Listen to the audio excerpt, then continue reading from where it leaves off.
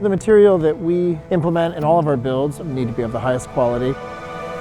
We were looking for options for tongue and groove. We've used solid tongue and groove cedar for years.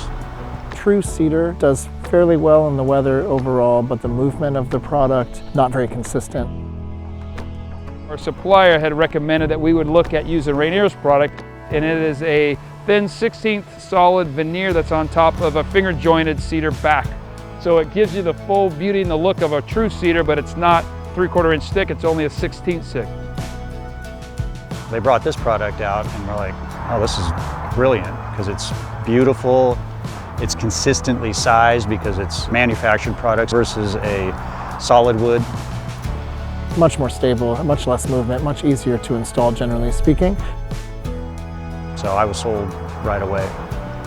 The whole cost of that saved about 10% of the total cost of the material for this house, which as you look around, there is a lot of it. So end up being a significant amount of money. Really comes out beautifully. They've got a great product on the top coat. The response from our customers has been wonderful. You know, they love it. We're really happy with it.